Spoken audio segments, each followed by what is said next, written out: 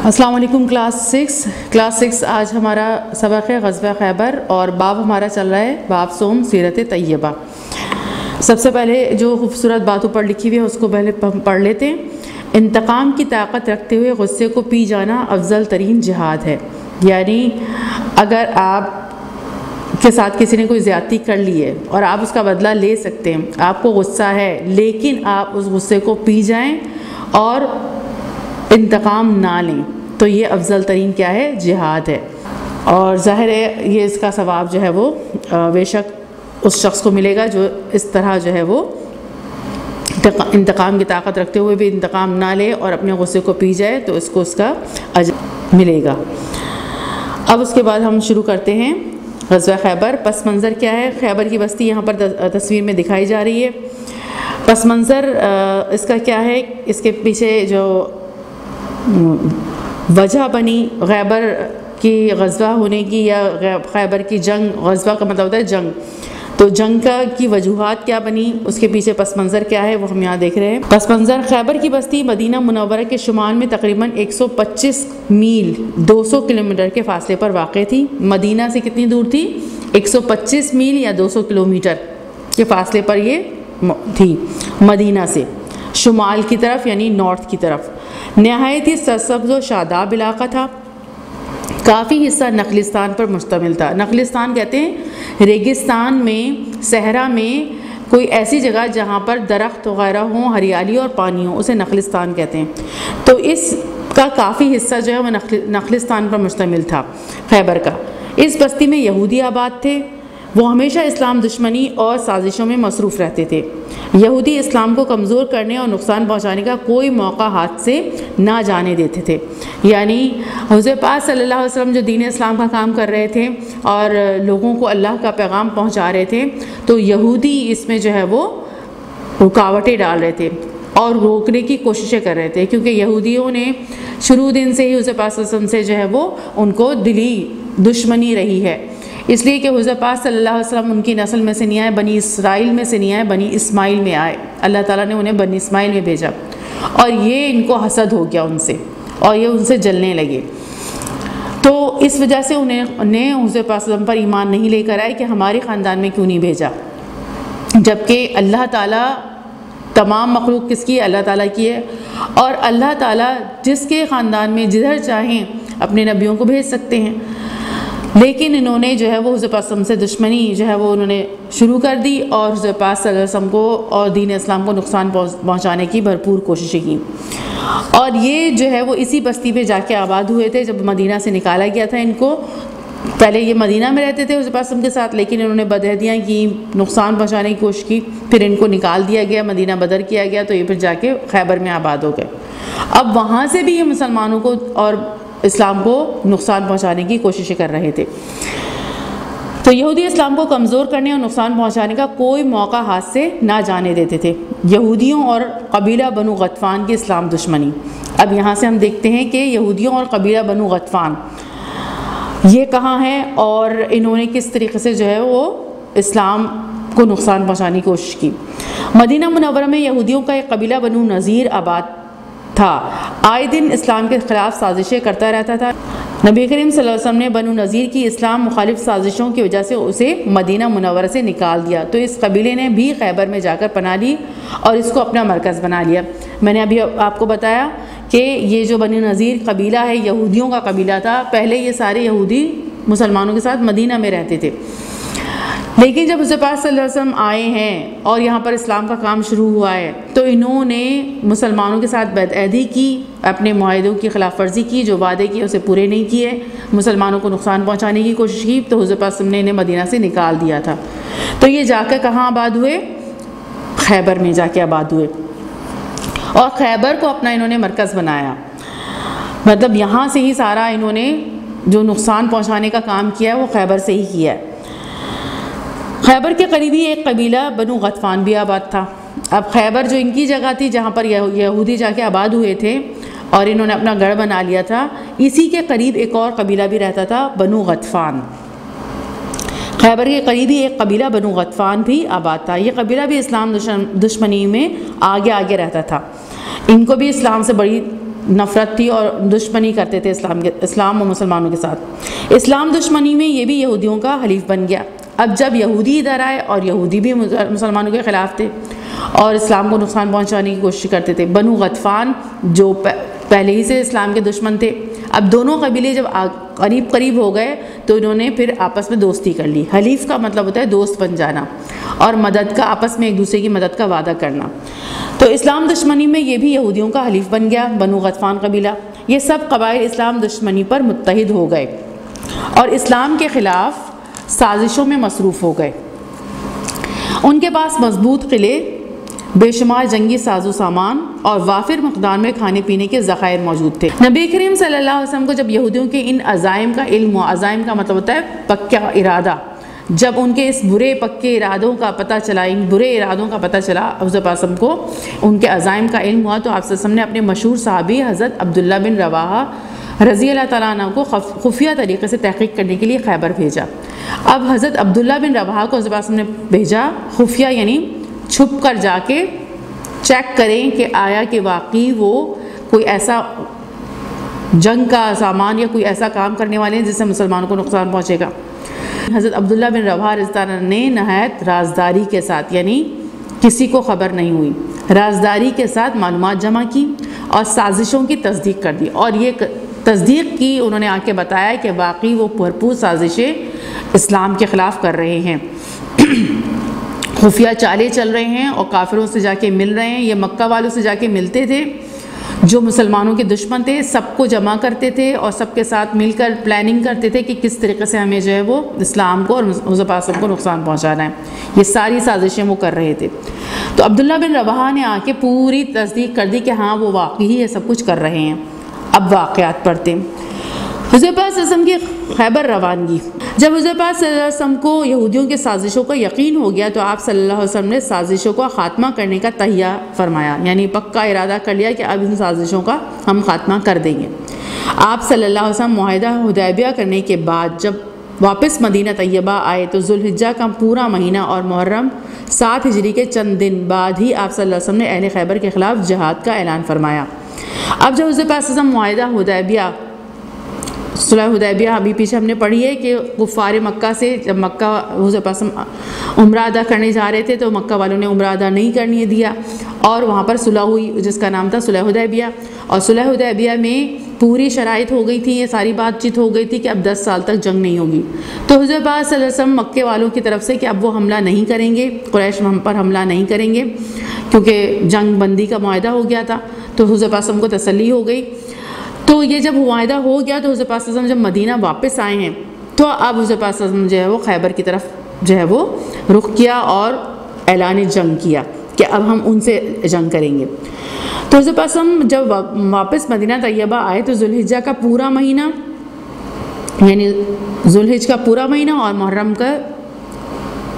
اور محرم کے چند دن، تو یہ 7 ہجری کی بات ہے کہ آپ صلی اللہ علیہ وسلم نے اہل خیبر کے خلاف جہاد کا اعلان فرمایا، اور یہ بھی فرمایا کہ جو صحابہ کرام رضی اللہ عنہم صلح حدیبیہ میں ہمارے ساتھ موجود تھے وہ اس جہاد میں شریک ہوں گے۔ حضرت پاک نے فرما دیا کہ صلح حدیبیہ میں جو گئے تھے تو لہٰذا حضرت پاک نے فرمایا کہ صلح حدیبیہ میں میرے ساتھ جو موجود تھے وہ اس جہاد میں شریک ہوں گے۔ لہٰذا محرم 7 ہجری میں آپ صلی اللہ علیہ وسلم غزوہ خیبر کے لیے روانہ ہوئے۔ آپ صلی اللہ علیہ وسلم کے ہمراہ 1200 پیادہ اور 200 سواروں کے دستے موجود تھے۔ پیادہ کا مطلب ہوتا ہے پیدل جانے والے 1200 افراد تھے اور 200 سواروں کے دستے تھے، یعنی 200 جانوروں پر گئے تھے، گھوڑوں پر اور اونٹوں پر گئے تھے۔ اس غزوے میں وہ صحابہ کرام رضی اللہ عنہم بھی شامل تھے جنہوں نے مکی دور میں حبشہ کی طرف ہجرت کی تھی۔ اس غزوے میں ام المومنین حضرت ام سلمہ رضی اللہ عنہا اور دیگر متعدد خواتین بھی شریک تھیں۔ رئیس المنافقین عبداللہ بن ابی بن سلول نے مسلمانوں کے خلاف جاسوسی کرتے ہوئے یہودیوں کو پہلے مخبروں کے ذریعے کہلا بھیجا کہ حضرت محمد صلی اللہ علیہ وسلم تم سے جنگ کرنے آ رہے ہیں، نہ تو ان کی تعداد زیادہ ہے اور نہ ہی ان کے پاس سامان حرب یعنی جنگی سامان ہے اور ہتھیار زیادہ نہ ہیں، لہٰذا انہیں کچل دو اور ان کا خاتمہ کر دو۔ مخبر کا مطلب ہوتا ہے خفیہ خبر دینے والا، چھپ کر خبر دینے والا۔ تو اب عبداللہ بن سلول نے کیا کیا؟ عبداللہ بن ابی منافق تھا، بہت بڑا مسلمان ہونے کا دعویٰ کرتا تھا کہ وہ مسلمان ہیں، لیکن اندر سے وہ مسلمان نہیں تھا، اندر سے وہ ان لوگوں کے ساتھ ملا ہوا تھا جو اسلام کے اور حضور پاک صلی اللہ علیہ وسلم کے دشمن تھے۔ اور اس نے کیا کیا کہ چھپ کر ایک شخص کو خفیہ طور پر بھیجا کہ جاؤ جا کے ان کو بتا دو کہ حضور پاک صلی اللہ علیہ وسلم تم پر حملہ کرنے والے ہیں، اور ان کے پاس کوئی سامان حرب بھی نہیں ہے، یعنی جنگی سامان نہیں ہے، لڑنے وڑنے کا سامان نہیں ہے، ہتھیار وغیرہ نہیں ہے ان کے پاس، لہٰذا انہیں کچل دو، ان کا خاتمہ کر دو۔ یہ اس نے کہلا کر ایک آدمی کو بھیج دیا وہاں پر چھپکے سے۔ اب حضور پاک صلی اللہ علیہ وسلم کی حکمت عملی کا مطلب ہوتا ہے، حکمت کا مطلب ہوتا ہے عقل مندی سے کیا تدبیر کی جائے، کس طرح حضور پاک صلی اللہ علیہ وسلم نے عقل مندی سے اس تمام معاملے کو ٹیکل کیا ہے۔ نبی کریم صلی اللہ علیہ وسلم اپنے لشکر کے ساتھ مدینہ منورہ سے نکل کر اس جگہ پہنچے جہاں بنو غطفان کے قبائل آباد تھے۔ آپ صلی اللہ علیہ وسلم نے حکمت عملی اپناتے ہوئے تھوڑا مزید آگے جا کر وادی رجی میں پڑاؤ ڈالا۔ عسکری نقطۂ نظر سے یہ ایسا علاقہ تھا جو بنو غطفان اور خیبر کے درمیان واقع تھا۔ عسکری یعنی جنگی لحاظ سے، جنگی نقطۂ نظر سے یہ ایسا علاقہ تھا جو بنو غطفان اور خیبر کے درمیان واقع تھا۔ اب بنو غطفان بھی حضور پاک صلی اللہ علیہ وسلم اور مسلمانوں کے دشمن تھے، اور خیبر کے رہنے والے جو یہودی تھے وہ بھی مسلمانوں کے دشمن تھے۔ اب حضور پاک صلی اللہ علیہ وسلم نے وہ جگہ سلیکٹ کی جو ان دونوں قبیلوں کے درمیان میں واقع تھی، لہٰذا آپ صلی اللہ علیہ وسلم نے یہودیوں کو مزید تازہ کمک کا راستہ مسدود کر دیا۔ اب ہوا کیا کہ حضور پاک صلی اللہ علیہ وسلم بیچ والی جگہ پر رک گئے۔ اب حضور پاک صلی اللہ علیہ وسلم نے یہودیوں کو مزید تازہ کمک کا مطلب ہے فوج کے لیے جو مزید لڑائی کے جنگ کرنے والے جو بھیجے جاتے ہیں اسے کمک کہتے ہیں، یعنی اب یہودیوں کو ہیلپ کی ضرورت تھی، مدد کی ضرورت تھی بنو غطفان سے، کہ بنو غطفان ہمارے پاس اپنے فوجی لوگوں کو بھیجیں، جنگ کرنے والے لوگوں کو بھیجیں، لیکن اب بیچ میں حضور پاک صلی اللہ علیہ وسلم نے اپنا پڑاؤ ڈالا تھا، تو یہ راستہ کیا ہو گیا؟ مسدود ہو گیا، یعنی بند ہو گیا۔ وہ اب یہاں سے غطفان والے جو ہیں وہ قبیلے والے وہ یہودیوں کو مدد نہیں بھیج سکتے تھے، کیونکہ بیچ میں کون تھے؟ حضور پاک صلی اللہ علیہ وسلم۔ حالانکہ بنو غطفان کے 10,000 افراد یہودیوں کی مدد کے لیے تیار بیٹھے تھے۔ یہ بہت زبردست حکمت عملی حضور پاک صلی اللہ علیہ وسلم نے اختیار کی، یعنی بہت عقل مندی سے حضور پاک صلی اللہ علیہ وسلم نے یہ سیٹنگ کی۔ خیبر پر چڑھائی۔ رات کے وقت اسلامی لشکر خیبر کے مقام پر پہنچا۔ اب ہوا کیا؟ حضور پاک صلی اللہ علیہ وسلم نے کیا کیا کہ حضور پاک صلی اللہ علیہ وسلم وہاں رجی میں رکے، اور پھر اس کے بعد خیبر کی طرف جو بڑھے ہیں وہ رات کے وقت بڑھے ہیں۔ اس وقت اہل خیبر خواب غفلت کی نیند سو رہے تھے، وہ لوگ بے خبر سو رہے تھے خیبر والے، ان کو کیا پتہ کہ صبح کیا ہونے والا ہے۔ جب صبح بیدار ہوئے اور اپنی کھیتی باڑی کے لیے نکل رہے تھے تو اچانک ہر طرف اسلامی لشکر کو پھیلتے دیکھ کر خوف کے عالم میں شہر کی طرف دوڑے اور شور مچایا کہ محمد صلی اللہ علیہ وسلم اپنے لشکر سمیت آن پہنچے ہیں۔ وہ بھاگتے ہوئے اپنے قلعوں میں جا چھپے، بھاگے اور جا کے اپنے قلعوں میں چھپ گئے۔ یہودیوں کے کل 8 قلعے تھے، ان میں سے ایک قلعہ نائم بھی تھا جس میں یہودیوں کے نے سامان رسد جمع کر رکھا تھا۔ سامان رسد کیا کہلاتا ہے؟ کھانے پینے کا سارا سامان، کہ اگر کوئی بھی جنگ وغیرہ ہوتی ہے تو ہمیں یہاں سے کھانے پینے کا سامان جو ہے وہ میسر ہوتا رہے گا۔ اب حضور پاک صلی اللہ علیہ وسلم نے کیا کیا؟ جہاں پر ان کا سامان رسد موجود تھا، کھانے پینے کی ساری چیزیں موجود تھی، جو بھی ضروریات کی چیزیں تھیں وہ سب نائم قلعے میں موجود تھیں۔ مسلمانوں نے پہلے ہی اس قلعے پر حملہ کر دیا، سب سے پہلے مسلمانوں نے نائم قلعے پر حملہ کیا۔ اللہ تعالیٰ کی نصرت سے یہ قلعہ نائم بآسانی فتح ہو گیا۔ اس پر حضور پاک صلی اللہ علیہ وسلم کا مسلمانوں کا قبضہ ہو گیا، فتح ہو گیا یہ قلعہ۔ اس کے بعد دیگر چھوٹے بڑے قلعے فتح ہوتے گئے، آہستہ آہستہ، اور جتنے بھی 8 قلعوں میں سے تھے وہ سارے آہستہ آہستہ کیا ہوتے گئے؟ فتح ہوتے گئے، اور سب پہ مسلمانوں کا قبضہ ہو گیا۔ اب حضرت علی رضی اللہ عنہ کی شجاعت یعنی بہادری۔ یہودیوں کا سب سے مضبوط اور بڑا قلعہ قموس تھا، جس میں بہادر اور دلیر پہلوان اور بڑے بڑے سردار جمع تھے۔ مسلمانوں نے کئی مرتبہ قلعہ قموس پر چڑھائی کی مگر کامیاب نہ ہو سکی۔ یہودیوں کا مشہور پہلوان مرحب اس قلعے کی حفاظت پر مامور تھا۔ حضور پاک صلی اللہ علیہ وسلم نے فرمایا، میں کل جھنڈا ایسے آدمی کو دوں گا جو اللہ تعالیٰ اور اس کے رسول صلی اللہ علیہ وسلم سے محبت کرتا ہے اور جس سے اللہ تعالیٰ اور اس کے رسول صلی اللہ علیہ وسلم بھی محبت کرتے ہیں۔ صبح ہونے کے بعد صحابہ کرام رضی اللہ عنہم حضور پاک صلی اللہ علیہ وسلم کی خدمت میں حاضر ہوئے۔ ہر ایک کی خواہش یہ تھی کہ جھنڈا اسے ملے، کیونکہ ظاہر ہے اس میں بعض حضور پاک صلی اللہ علیہ وسلم نے کیا فرمائی تھی کہ وہ بھی اللہ اور اس کے رسول سے محبت کرتا ہے اور اللہ تعالیٰ اور اس کے رسول بھی اس سے محبت کرتے ہیں، تو ہر ایک کی خواہش یہ تھی کہ ہم وہ شخص ہوں جس سے اللہ اور اس کے رسول محبت کرتے ہیں۔ تو حضور پاک صلی اللہ علیہ وسلم نے حضرت علی رضی اللہ عنہ کو طلب فرمایا، لیکن بلایا کس کو؟ حضور پاک نے حضرت علی رضی اللہ عنہ کو۔ اس وقت حضرت علی رضی اللہ عنہ کی آنکھیں دکھ رہی تھیں، آنکھوں میں تکلیف ہو رہی تھی حضرت علی رضی اللہ عنہ کے۔ آپ صلی اللہ علیہ وسلم نے اپنا لعاب دہن حضرت علی رضی اللہ عنہ کی آنکھوں پر لگایا تو حضرت علی رضی اللہ عنہ کی آنکھوں کو ایک دم شفا نصیب ہو گئی۔ حضرت پاک صلی اللہ علیہ وسلم نے لعاب دہن کا مطلب ہوتا ہے حضور پاک صلی اللہ علیہ وسلم کی منہ مبارک کا تھوک، وہ حضور پاک صلی اللہ علیہ وسلم نے آپ کے آنکھوں پر لگایا اور اس سے حضرت علی رضی اللہ عنہ کی آنکھیں کیا ہو گئیں؟ بالکل شفایاب ہو گئی، بالکل ٹھیک ہو گئی۔ حضرت علی رضی اللہ عنہ کو پرچم دے کر مرحب کے مقابلے کے لیے بھیجا۔ اسلامی روایت کے مطابق حضرت علی رضی اللہ عنہ نے مرحب کو پہلے اسلام کی دعوت دی، جسے مرحب نے نہایت غرور کے ساتھ ٹکرا کر یہ شعر پڑھتا ہوا آگے بڑھا۔ قد علمت خیبر انی مرحب، خیبر کو معلوم کہ میں مرحب ہوں۔ شاک السلاحی بطل مجرب، ہتھیار پوش، بہادر اور تجربے کار۔ اذا اللوث اقبلت تلہبو، جب شیر آتے ہیں تو گرجتے ہیں۔ یہ شعر اس نے پڑھا۔ ابھی اس میں ہوا کیا تھا کہ پہلے حضرت علی رضی اللہ عنہ نے پہلے اسے اسلام کی دعوت دی تھی۔ اس نے اصل میں حضرت علی رضی اللہ عنہ سے یہ پوچھا تھا کہ میرے سامنے جب بھی کوئی آتا ہے مجھ سے لڑنے کے لیے تو میں اس سے اس کی خواہش پوچھتا ہوں تاکہ وہ پہلے اپنی خواہش پوری کر لے۔ تم بتاؤ تمہاری خواہش کیا ہے، آخری خواہش، کیونکہ تم میرے ہاتھوں، اس کو یقین ہوتا تھا کیونکہ لوگ واقعی اس کے ہاتھ سے بچتے نہیں تھے، تو اس کو بھی یقین تھا کہ یہ حضرت علی رضی اللہ عنہ نعوذ باللہ بچیں گے نہیں، تو تم اپنی زندگی کی آخری خواہش بتاؤ۔ تو حضرت علی رضی اللہ عنہ نے فرمایا کہ تم اسلام قبول کر لو، تو وہ کہنے لگا یہ نہیں ہو سکتا۔ پھر اس کے بعد حضرت علی رضی اللہ عنہ نے فرمایا، اس نے کہا نہیں یہ نہیں ہو سکتا، کوئی اور خواہش بتاؤ۔ تو حضرت علی رضی اللہ عنہ نے فرمایا کہ تم ایسا کرو اس جنگ کو چھوڑ کے چلے جاؤ، تو اس نے کہا یہ بھی نہیں ہو سکتا۔ تو پھر حضرت علی رضی اللہ عنہ نے کہا آؤ اب جنگ کرو مجھ سے، لڑو۔ تو وہ خوب زور زور سے ہنسا کہ اچھا مجھ سے یہ جنگ کرے گا، مجھ سے لڑے گا، مجھے ہرائے گا۔ تو پھر اس نے یہ شعر پڑھے۔ پھر حضرت علی رضی اللہ عنہ مرحب کے مقابلے میں پھر یہ شعر پڑھتے ہوئے آگے بڑھے۔ انا الذی